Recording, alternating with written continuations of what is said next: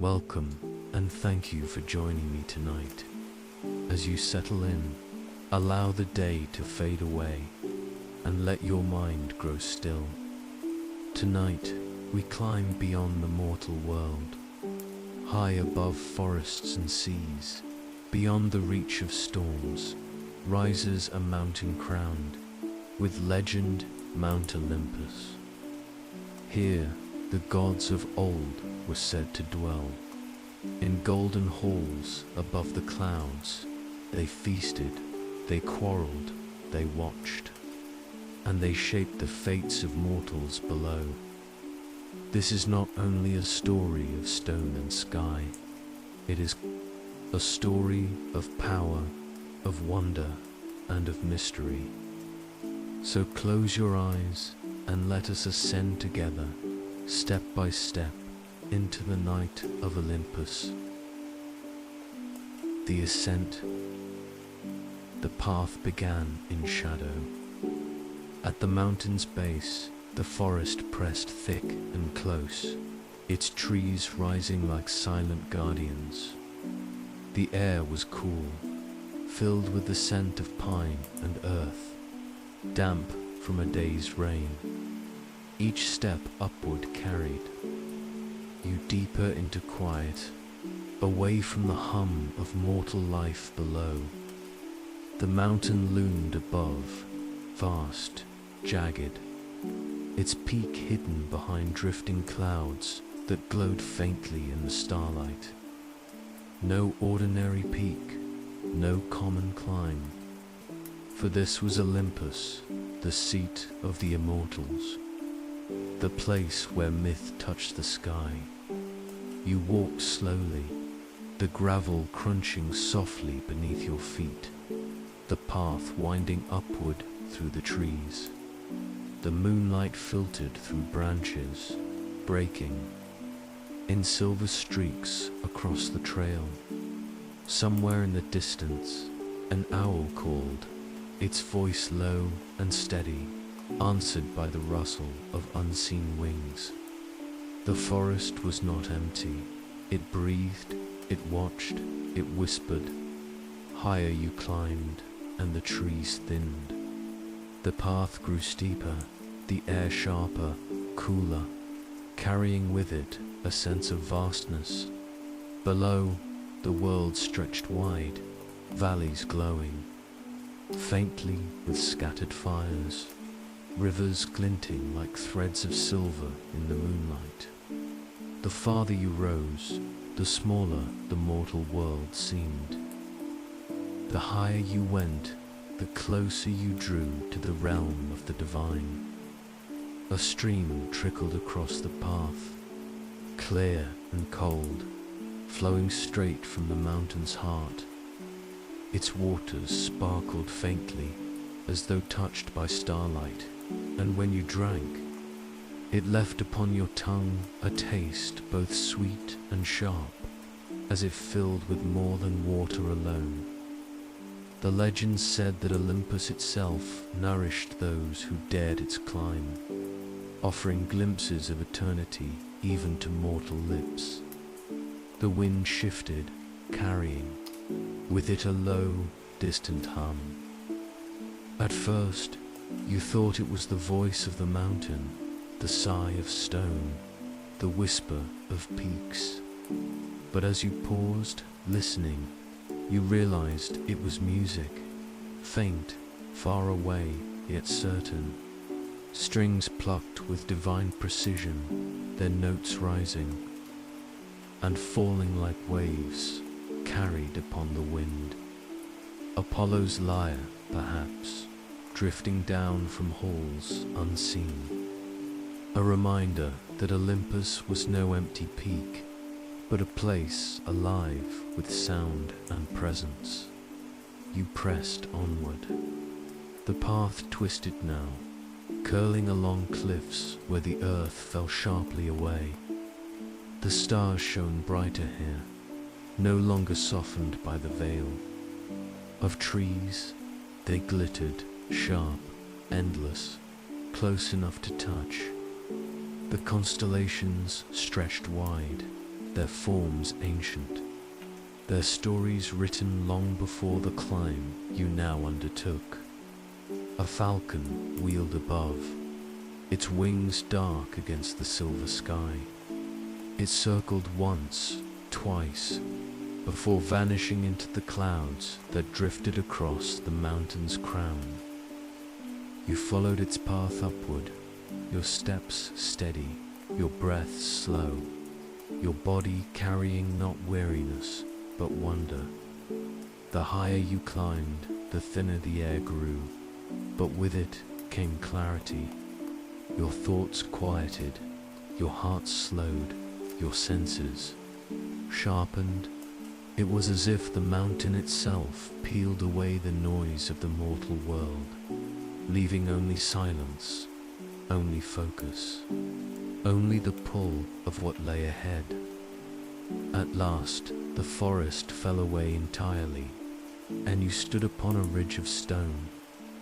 The path stretched upward into clouds that glowed faintly with inner light, shifting, curling, alive with movement. Behind you, the world below stretched vast and small, its valleys and seas swallowed by shadow. Before you, the unknown rose, a gateway not of stone, but of sky. The ascent was not over, it had only begun. The gates of Olympus. The path narrowed as it rose into the clouds. They curled and shifted around you, not cold mist, but something brighter, a veil that glowed faintly, silver and gold. Each breath carried the taste of rain and lightning, as if the storm itself lingered in the air. Your steps grew lighter, as though the mountain released you from its weight, lifting you higher, closer to something beyond the mortal world. And then the veil parted. The clouds thinned, breaking into a soft radiance that spilled across the stone. Before you stood the gates of Olympus. They towered higher than any wall you had ever seen, carved of gold and ivory, their surface shining as though lit from within. Vines of silver curled along their edges, blooming into flowers that glowed faintly, petals shifting with the wind. Scenes were etched into the gates themselves, gods in their triumphs, mortals in their struggles, oceans rolling, storms breaking, stars wheeling above it all. The carvings did not sit still. They moved faintly, as if alive, their waves rising, their constellations drifting, their figures breathing.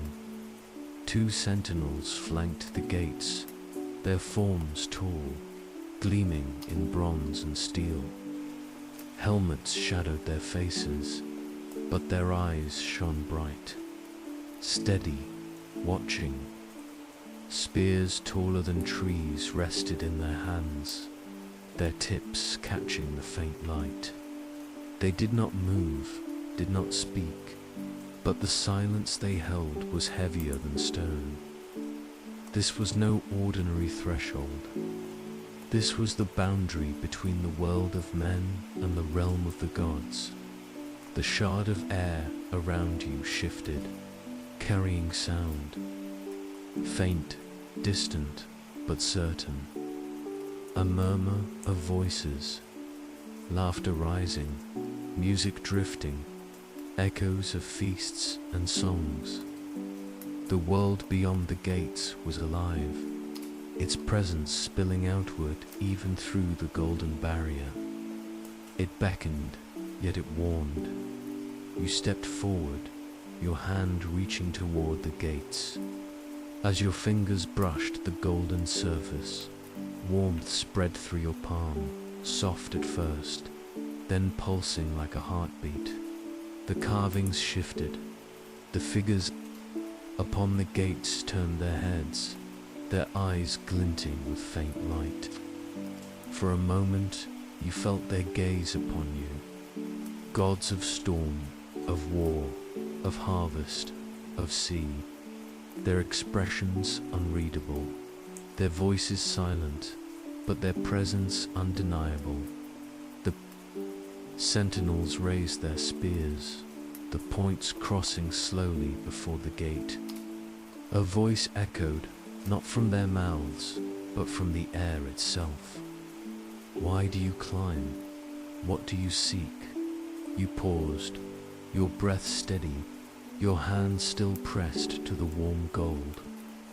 The answer did not come from your lips, but from within, from the quiet that the mountain had carved into you. Not power, not immortality, only wonder, only the desire to see. The air shifted again, the spears lowered, the gates trembled, their carvings flaring brighter, their golden panels parting slowly, silently, until the threshold widened before you. Beyond lay a glow unlike any you had seen before.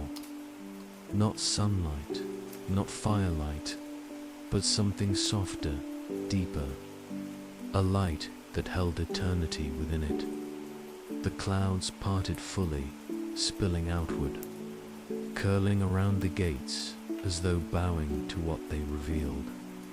You stepped forward, through the threshold, into Olympus. The ground beneath your feet shimmered faintly, paved with stone so polished it reflected the stars above. The air carried warmth, touched with fragrance, blossoms unknown, honey sweet, faintly spiced. The sky arched wide above, neither day nor night, but a twilight that glowed eternal, lit by constellations brighter than those of the mortal world. And there, rising in the distance, stood the halls of the gods. Marble towers gleamed white and gold, their roofs shining with bronze, their steps broad and welcoming. Columns lined the courtyards, vines blooming with flowers that never wilted, their petals glowing faintly in the twilight. From within the halls came laughter, music, voices lifted in conversation. The world of men lay far below, distant and small. Here, only immortality reigned. The gates closed softly behind you, sealing with no sound. And in that moment, you knew.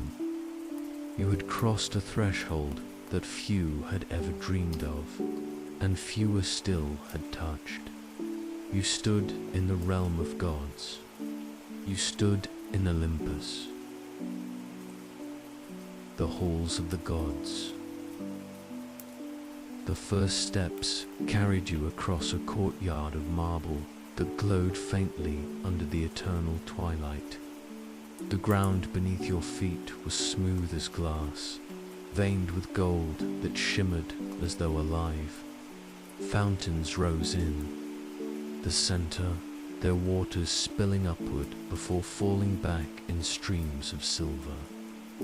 The spray carried a fragrance unlike any spring of earth, sweet, sharp, almost intoxicating, as though the waters themselves were touched by immortality. Ahead, the halls of the gods stretched wide, their columns tall and gleaming, their roofs crowned with bronze that caught and bent the twilight glow. Each column was etched with spirals, stars, and storms, their carvings alive with motion. You watched as waves curled, lightning flared, and constellations shifted slowly in their grooves. The halls did not simply stand, they breathed. From within came voices, laughter rolled low and rich, weaving with the soft pluck of strings and the hum of pipes. The air quivered faintly, alive with conversation too distant to make out, yet powerful enough to stir your chest. You hesitated at the threshold, the great doorway framed by golden vines, before stepping inside. The hall opened vast. Marble pillars lined its length, their tops vanishing into shadow, their bases carved in shapes of lions, eagles, and serpents.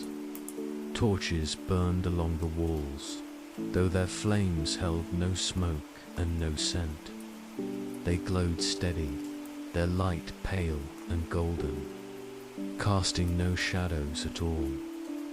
The air was warm, filled with the faint aroma of honey, of fruit, of wine.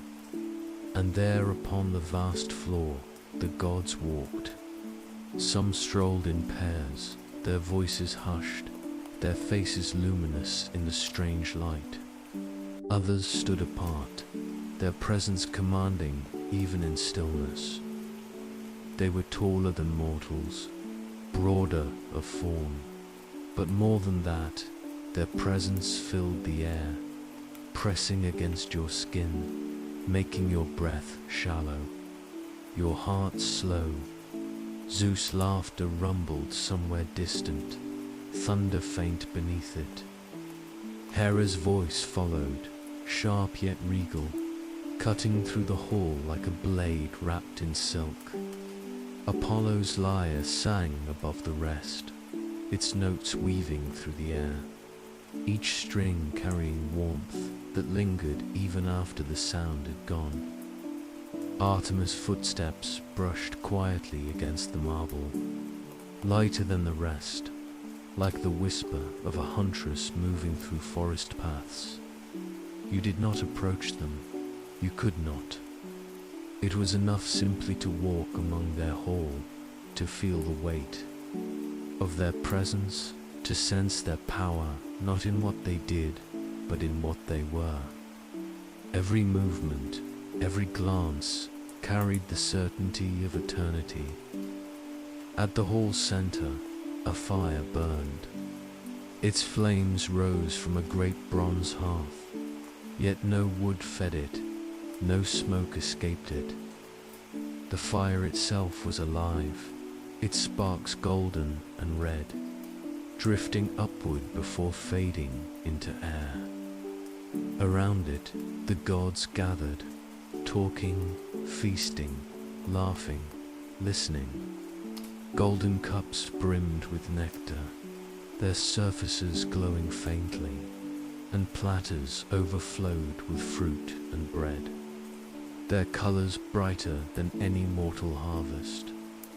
You lingered at the edge, the fire's warmth brushing against your face, the voices washing over you.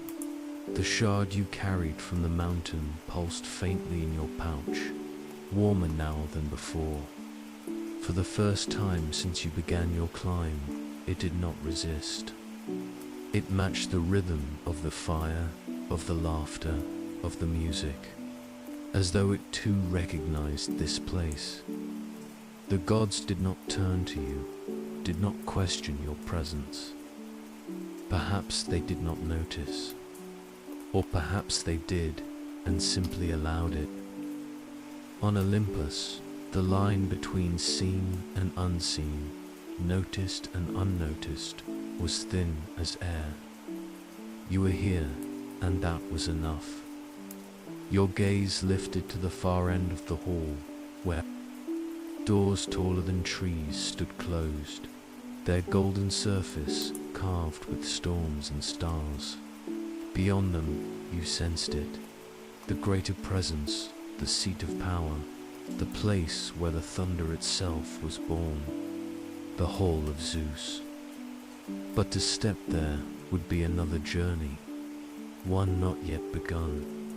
For now, you stood in the halls of the gods, their voices surrounding you, their fire warming you, their eternity pressing gently against your mortal breath. The feast of ambrosia. The sound of music grew stronger as you followed the curve of the hall. It was not only Apollo's lyre now.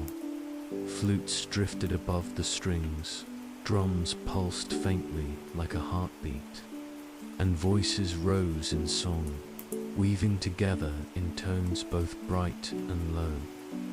The music did not fill the air so much as become it, vibrating softly in your chest, carrying you forward toward its source.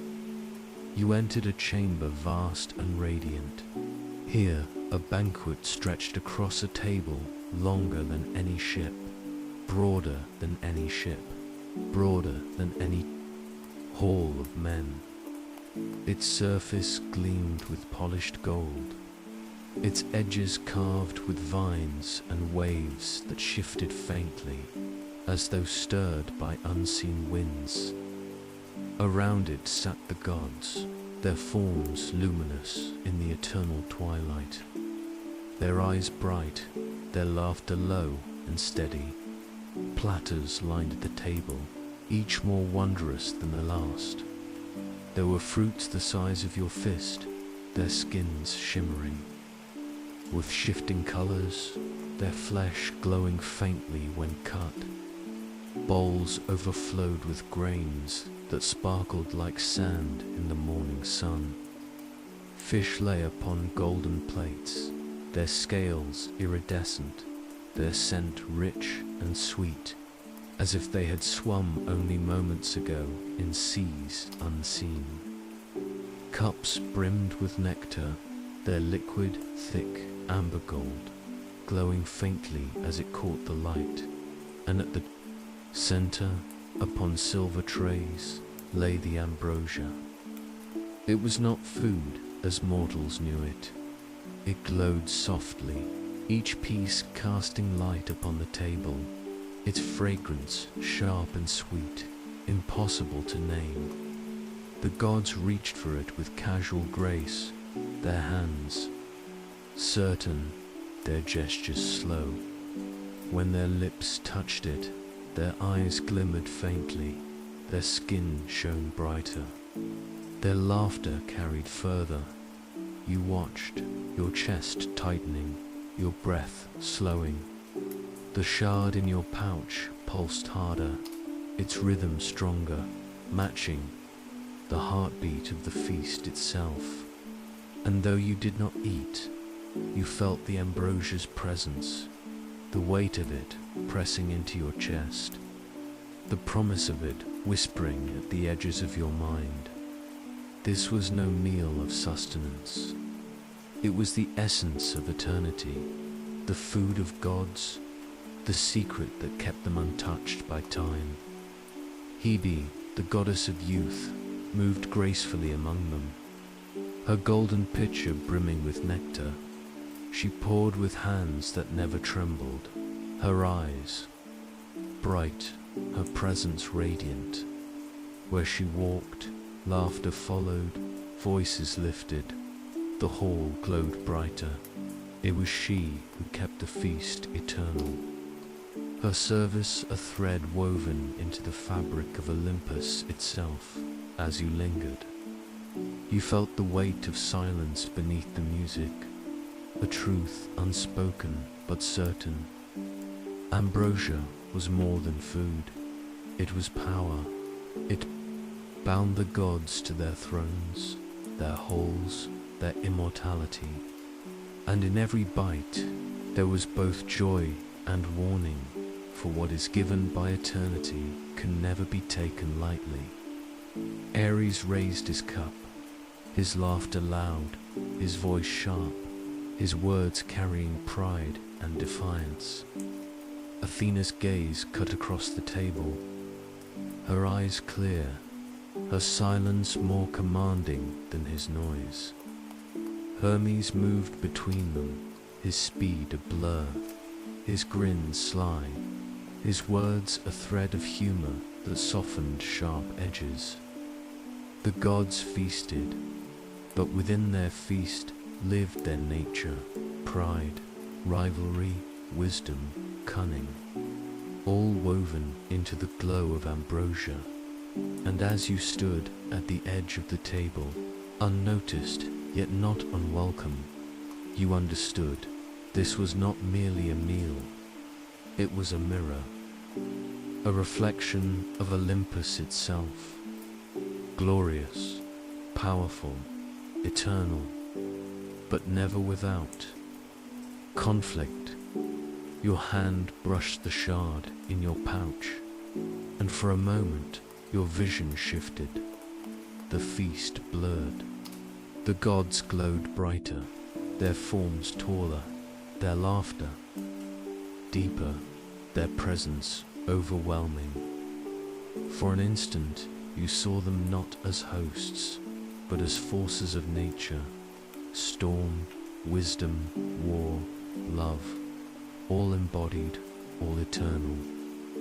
Then the vision faded, and the hall returned, warm and radiant. The gods feasting still. You drew a slow breath, steadying yourself. The ambrosia remained untouched by mortal hands, but its presence lingered within you, a warmth you could not release. And as the music rose, as the voices swelled, as the feast shimmered in the eternal twilight, you knew you would witness something no mortal tongue could ever fully describe. The throne of Zeus. Beyond the banquet hall, the music softened, fading into the hum of distant voices. The air shifted, cooler now, charged faintly with energy, as though a storm lingered unseen just beyond the walls. At the far end of the chamber stood great golden doors, taller than any tower, carved with storms, waves cresting, lightning flashing, winds bending trees until they nearly broke. Their panels glowed faintly, pulsing as though alive, as though each breath of thunder shaped them anew. The shard in your pouch stirred, its rhythm faster now, heavier, in step with the pulse of the doors. You approached slowly, your footsteps echoing faintly across marble that gleamed brighter than before. The laughter and music behind you faded into silence. Here, no jest rang, no song lifted. This was the heart of Olympus. The doors parted soundlessly, their weight immense, their movement impossibly smooth. Beyond lay a hall vast beyond imagining. Columns rose like trees of marble and bronze, their tops vanishing into shadow, their bases etched with storms and stars. The air quivered faintly, heavy yet alive. Every breath filled with the scent of rain before it falls, of ozone splitting the sky dot at the far end. Upon a dais of stone and gold stood the throne. It towered higher than any seat of mortal kings. Its back carved with bolts of lightning, its arms lined with sapphires that glowed faintly in the twilight. The seat itself shone white and silver, as though carved from cloud and storm. It was not empty. Zeus sat there, vast of form, his presence filling the hall before any word left his lips. His beard flowed like storm clouds, his eyes sharp, alight with a glow that shifted between silver and gold. In his right hand he held a scepter crowned with an eagle, its wings spread, its gaze as sharp as his own. Beside him leaned the thunderbolt, not mere metal, not forged by any hand, but a force of storm itself, bound into shape, alive with light that flickered and dimmed, never resting, his gaze lifted as you entered. For a heartbeat, It was as though the air froze, your chest heavy, your breath halted. Those eyes, deep and vast, looked not at you, but into you, through you, weighing not your body, but your intent, your heart, your soul. The shard in your pouch burned hot, its rhythm frantic, pulsing in time with the thunderbolt's glow. Zeus did not speak aloud, and yet the hall thundered with his voice, low and vast, filling every corner of the chamber. The mortal climbs, the mortal sees, the mortal asks. The words echoed, not once, but endlessly, layered in thunder, in silence, in the shifting glow of stormlight.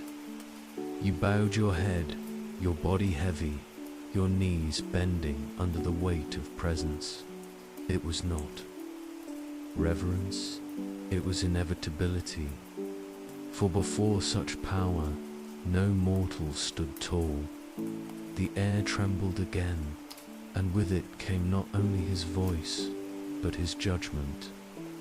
You felt the sweep of his thoughts, vast and sharp, moving through the halls of your memory, your fears, your hopes. It was not intrusion. It was inevitability, like lightning striking where it must. And in that moment, you understood. Zeus was not king by crown or throne. He was king because the storm itself bent to his will. The silence that followed was heavy, thick, almost unbearable. Then, with a sound like distant thunder, he lowered his gaze. The storm dimmed, the shard in your pouch cooled, and the weight that pressed against your chest eased. Enough for breath to return. Zeus lifted his hand, and the eagle upon his scepter spread its wings, its cry piercing the silence.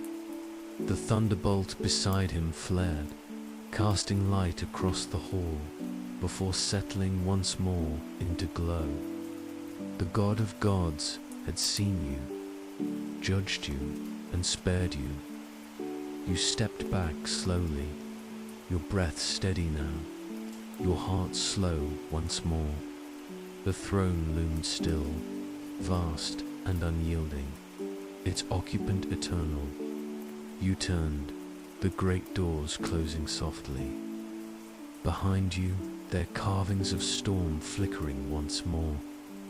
The air beyond was lighter, though the echo of thunder lingered in your bones. You had stood before the King of Gods, and though you left his hall, his gaze would remain with you always. The realm of Hera and the goddess. The air softened as you stepped beyond Zeus's hall, yet it did not lighten. Where thunder had pressed upon your chest, now another weight took its place, quieter, sharper, no less commanding. You followed. A corridor lined with marble, veined in rose and gold.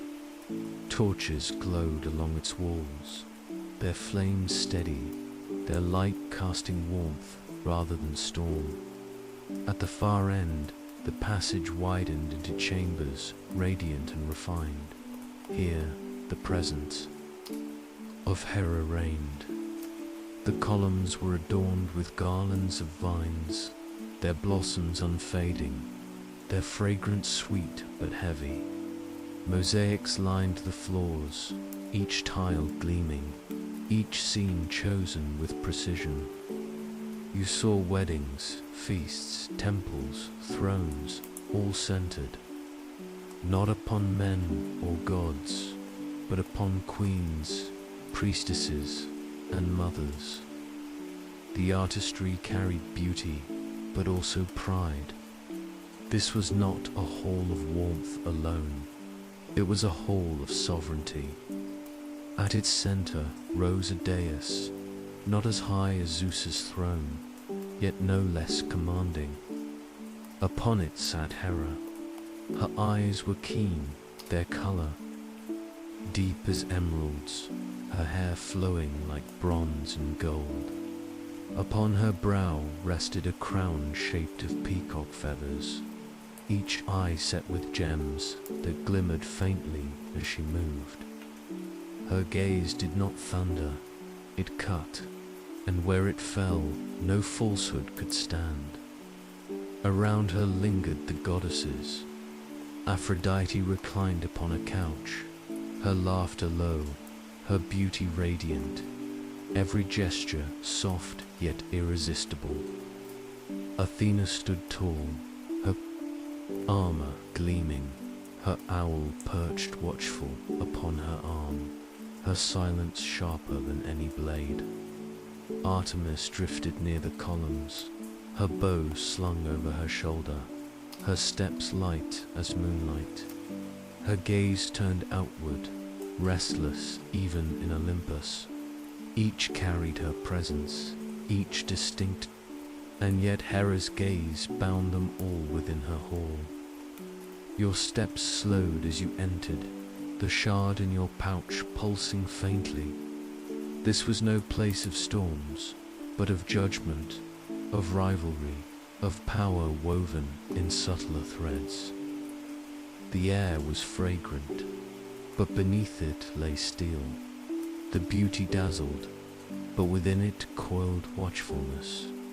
Hera's eyes turned to you, her lips curved faintly, not in smile, not in welcome, but in recognition.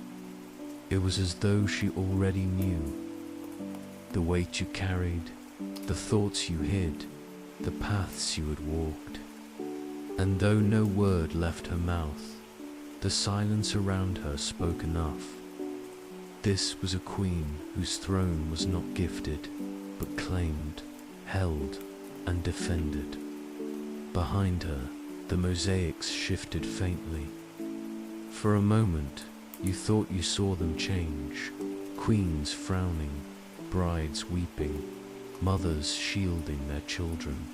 The beauty of Olympus was never free from shadow. The goddesses were eternal, but eternity carried both grace and strife. Aphrodite's laughter rang again, sweet and light, drawing eyes and smiles alike. Athena's brow furrowed, her gaze steady, her silence heavy with thought.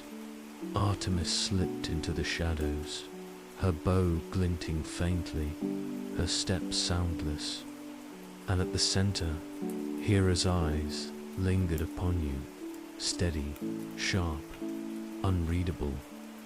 The shard in your pouch cooled suddenly, as though in submission. You bowed your head, not in fear, but because to do otherwise felt impossible. Hera's presence did not demand reverence. It commanded it. The air grew still, the goddesses silent. And then, with a single nod, Hera turned her gaze away. The chamber shifted, its weight easing, its fragrance sweet once more. You had been seen, you had been measured, and you had been allowed to pass. You stepped back slowly, the sound of your breath louder than the silence. The hall of goddesses faded behind, its mosaics gleaming, its blossoms fragrant. But Hera's gaze lingered in your mind, sharp, steady, eternal. The forge of Hephaestus. The path that led you from Hera's hall curved downward, deeper into the mountain itself. The marble walls gave way to darker stone, veined with glowing cracks of red and gold. The air grew warmer, heavy with the scent of smoke and iron, the faint tents of molten earth. With each step, the soft music of Olympus faded, replaced by another rhythm, the steady ring of hammer against metal, It echoed through the corridors, low at first, then louder, sharper, carrying a force that seemed to vibrate through the walls. Through your bones, the glow grew stronger too, painting the stone in shifting hues of amber and crimson. Soon, the passage opened wide, and before you stretched the forge of Hephaest. It was vast, a cavern cut deep into Olympus, its walls lined with fire that rose not from torches, but from the earth itself. Molten rivers flowed between platforms of stone, glowing bright, their currents slow but unending. Sparks leapt high with every hammer strike, falling in showers that vanished before they touched the ground.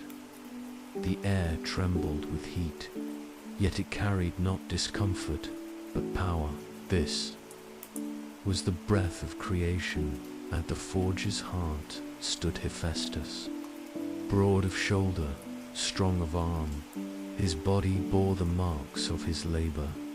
Scars traced his skin, his hands calloused, his gait uneven, yet none of it diminished him. He moved with certainty, each swing of his hammer precise, each strike ringing like thunder in rhythm with the earth itself. His hair glowed faintly in the firelight, his eyes steady, unyielding. In his presence you saw not weakness, but mastery. Around him lay wonders beyond measure.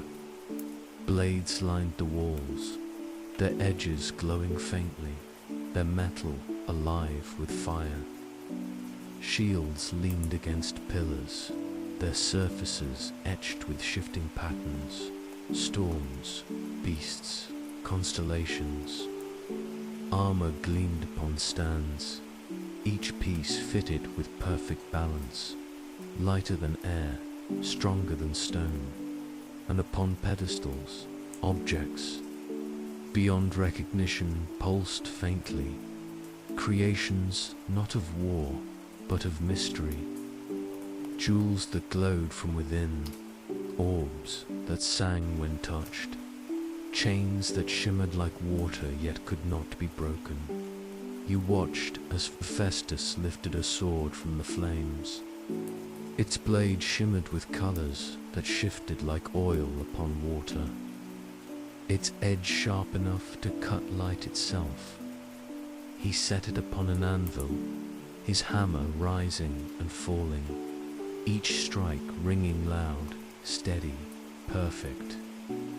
With every blow, the shard in your pouch pulsed in rhythm, as though the forge itself reached into its heart, shaping it as well. The gods had feasted above, laughed, quarreled, judged, but here, beneath the mountain, another truth of Olympus revealed itself. Power was not only held, it was crafted. The clang of the hammer slowed, then ceased. Hephaestus lifted the sword, its glow brighter now, its form complete. For a moment, his eyes lifted, catching yours. They were not proud, not boastful. They were steady, measured, the eyes of one who had given everything to the work of his hands. He said nothing, but the silence between you spoke clearly. The strength of Olympus was not born only of storm or judgment, but of fire and craft, of labor unending. A gust of wind stirred through the cavern, carrying with it faint echoes of laughter. From above, Hephaestus turned, setting the blade upon its stand, already reaching for another form of metal, another work yet begun. The hammer rose once more, the forge alive again with sparks and song. You stepped back slowly, the heat fading, the rhythm of the hammer lingering in your chest. The path upward opened once more, carrying you away from fire, back toward twilight. Skies. Yet as you climbed, the sound of the forge followed you still, steady as a heartbeat, eternal as the mountain itself. Apollo's music and Artemis' hunt. The path upward curved again, leading you from the heat of the forge into cool air touched with fragrance. The faint sound of hammers faded, replaced by a gentler rhythm, strings plucked with precision, their notes rising and falling like the breath of the sky itself. It was music, soft at first, then fuller, clearer, filling the air with warmth and radiance. You followed the sound into a courtyard that opened wide beneath the eternal twilight. Columns lined its edges, their surfaces etched with laurel leaves, their tops crowned with golden lyres. At its center sat Apollo, the god of music, radiant as the sun, held his lyre lightly, his fingers moving across its strings with effortless grace. Each note shimmered as it rose, glowing faintly in the air before fading into silence. But the silence did not end. It carried the echo, soft, lingering, weaving with the next note until the courtyard itself seemed alive with harmony. Apollo's presence was bright but gentle, his form aglow with a light that warmed but did not burn. His hair shone like sunlight caught in golden thread, his eyes calm, steady, clear as the summer sky. He did not look at you as you entered, but his music shifted, as though it sensed you, welcomed you, folded you into its song that around him. The courtyard changed. Laurel trees grew from the marble, their leaves shimmering faintly with golden light. Fountains rose, their waters spilling in rhythm with the notes, their streams catching the glow and bending it into colors unseen. Birds circled above, their wings slow, their calls soft, weaving into the music as though guided by his hand. You closed your eyes, the sound filling your chest, steadying your breath, softening your thoughts. The shard in your pouch pulsed lightly, its rhythm slower now, quieter, as if lulled to rest by Apollo's song. Here there was no storm, no judgment, no fire, only harmony, only peace. But peace never holds forever. Beyond the courtyard, the air shifted again, cooler, sharper, touched, with the scent of pine and night. The music lingered, but another presence stirred, one quieter, wilder. Watchful .u followed a narrow path that curved away from the light into shadowed forest that clung to Olympus's slopes. The eternal twilight dimmed beneath the trees, their trunks tall, their branches thick, their leaves silver in the faint glow. The sound of lyres faded, replaced by the hush of wind, the rustle of leaves, the soft crunch of unseen paws upon the forest floor. There, among the trees, stood Artemis, the goddess of the hunt, the moon's daughter, moved with stillness sharper than silence. Her hair was dark as the forest, her skin pale as starlight, her eyes bright and steady as the moon above. In her hand she held a bow, its surface silver, its string glowing faintly. Across her back lay a quiver of arrows, their tips gleaming, sharp as light itself. Beside her stood a stag, tall, antlers wide, its eyes calm, its form glowing faintly in the silver light. Around her feet padded wolves, their steps soundless, their gazes sharp but steady. The forest bowed to her presence, every leaf still, every breeze quiet, as though the world itself dared not disturb her. She turned her head, her gaze meeting yours. It held no warmth, no welcome. It held truth, clear, sharp, undeniable. The gaze of the huntress who misses nothing, who spares little, who carries both beauty and danger within her silence. And yet, within that gaze lay calm, the kind of calm that belongs not to feasts or music, but to moonlight itself, still cold, eternal. The shard in your pouch pulsed faintly, its rhythm quickening, uneasy beneath her eyes. But she turned away, her bow lifting, her arrow loosed, into the trees. It flew without sound, vanishing into shadow, striking its mark unseen. The wolves stirred, then stilled, their breath slow once more. Artemis lowered her bow, her form melting into shadow, her presence lingering but unseen. You stepped back slowly, the forest quiet, the path dim, the music of Apollo faint behind you, the silence of Artemis before you, both woven together, light and shadow, song and stillness. Two halves of one truth, two threads of Olympus itself. The garden of immortals. The path wound upward once more, leaving behind the cool hush of Artemis's forest. The air grew sweeter, touched with the scent of blossoms unknown, the fragrance light yet lingering.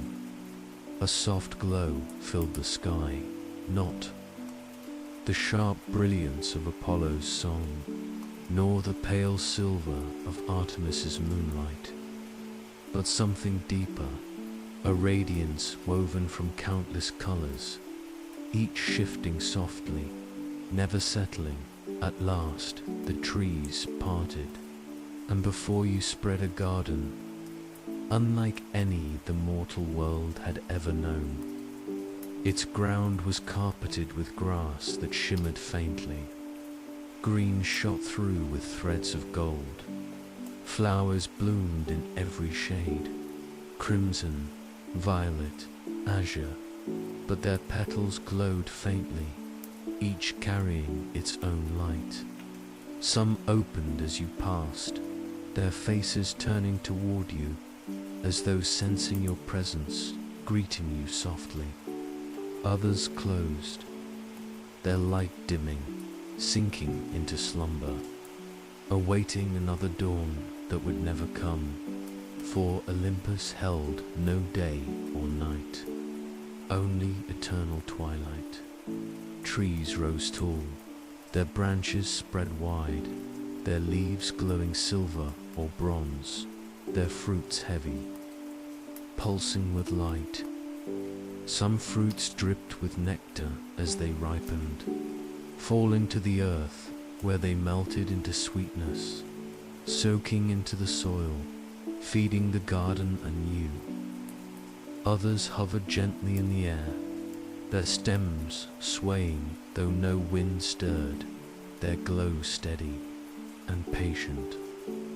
Pools lay scattered through the garden, their waters clear, their surfaces reflecting not the twilight above, but visions, faint, fleeting glimpses of places beyond. You saw seas rolling, mountains rising, fires burning, stars shifting. Each pool carried its own story, its own truth, its own echo of eternity. When you reached to touch one, the The surface rippled, the vision fading into calm once more. Animals moved among the blossoms and trees. A lion with golden mane, its eyes calm, walked slowly across the grass, its paws silent, its breath steady. A bird with wings of silver and gold soared above, its song faint, sweet, weaving with the hum of flowers. Deer grazed in the shadows, their forms glowing faintly, their antlers etched with light. Even smaller creatures, unseen in mortal lands, stirred here: foxes with eyes like stars, butterflies with wings like glass, fish glowing faintly as they drifted in the pools. And yet, the garden was not crowded. It was calm, balanced, each creature moving as though woven into a pattern far greater than itself. Here, nothing clashed. Here, all flowed as one dot. At the garden's heart stood a tree greater than the rest. Its trunk was vast, its bark gleaming silver, its roots spreading wide into the glowing earth. Its branches reached higher than the palace towers, its leaves shimmering in countless hues, its fruit pulsing softly like stars plucked from the sky. It was not named nor marked, but in your chest you knew this was the heart of the garden, the wellspring of its eternity. The shard in your pouch pulsed faintly, then stilled. Its glow dimmed, its rhythm quieted, as though it too bowed to this place. For here was no storm, no fire, no judgment, no strife. Here was only balance, only stillness, only eternity. You stepped closer to the tree, your hand brushing its trunk. Warmth spread through your palm, not sharp, not heavy, but soft. The warmth of rest, of peace, of life unending. For a moment, your thoughts slowed, your breath deepened, your body eased. It was as though time itself had paused, allowing you to rest not for a moment, but forever. Yet you withdrew your hand, for the garden was not a place to linger, not for mortals. Its eternity was beautiful, but eternity was not yours to hold. You walked onward, the glow dimming behind you, the fragrance fading, the animals still watching as you passed.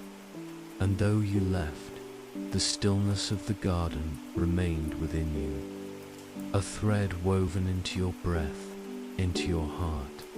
The gods held their feasts, their thrones, their storms. But here, in this quiet grove, Olympus revealed another truth, that power alone was not eternal. The council of the gods. The garden's glow faded as the path curved upward once more.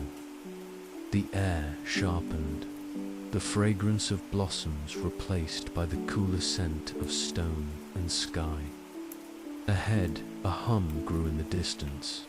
Not music, not laughter, but voices. Many voices, layered and rising, their tones weaving into one another. Strong enough to shake the very air that at last you emerged into a vast amphitheater carved into the mountain's crown. Its floor was marble, veined with silver, its seats rising.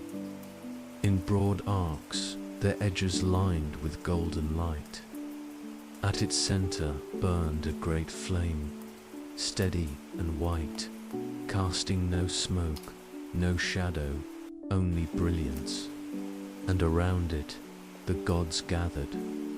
They filled the seats, their forms luminous, each distinct in presence and power. Some leaned forward, their voices sharp, their gestures sweeping. Others sat still, their silence heavier than thunder. The air trembled with their debate, words colliding like waves, clashing, breaking. Reforming dot, Zeus sat at the highest seat, his scepter in hand, the thunderbolt at his side. Hera beside him, her gaze sharp, her crown gleaming. Athena's voice rang clear, her words precise, her arguments steady as stone.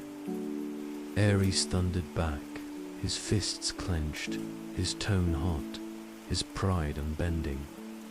Poseidon's trident gleamed faintly, his voice rolling low, as deep and heavy as the sea itself. Hermes darted between speakers, his tongue quick, his tone sly, softening. Sharp words with wit. Demeter's hands rested upon the table, her eyes watchful, her words calm, heavy with care for the earth.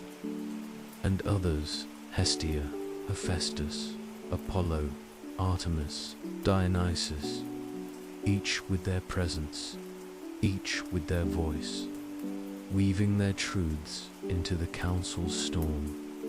You lingered at the edge, unnoticed, the shard in your pouch pulsing faintly with each rise and fall of voices. Their words were not clear to your ears, not in language, not in form, but their weight pressed upon you. They spoke of storms and crops, of wars and peace, of mortals rising and mortals falling. They spoke of cities built too high, of kings too proud, of rivers shifting, of seasons breaking. They spoke of the threads of fate itself, how they twisted, how they snapped, how they might yet be rewoven. Each word was more than sound, it was force. When Athena spoke, you felt clarity in your chest, a sense of order, of reason, of paths that must be taken. When Ares thundered, heat rose in your skin, your heart quickened, your breath grew sharp, as though battle itself lingered in the air. When Poseidon rumbled, your ears filled with waves, your lungs heavy with salt, the weight of seas pressing against your bones. Each god carried not only voice, but truth, truth that shaped the world below, whether mortals knew it or not. The flame at the center pulsed brighter with each argument, its glow swelling, dimming, swelling again. It was not mere fire, it was the council itself, the embodiment of debate, of decision, of fate. And though you did not understand their words, you felt their meaning. The world below would shift, wars would rise, harvests would falter or thrive, kings would fall, seas would surge, and all of it, every change, would ripple from this place, from this council, this flame, this hall upon the mountain. At last, Zeus lifted his scepter. The thunderbolt flared, its light casting sharp shadows across the amphitheater. The voices fell silent. The flames steadied, its glow bright but calm. The council was ended. The decisions had been made. No decree was spoken aloud, no scroll written. But you knew, as surely as the gods themselves, that the threads of fate had shifted.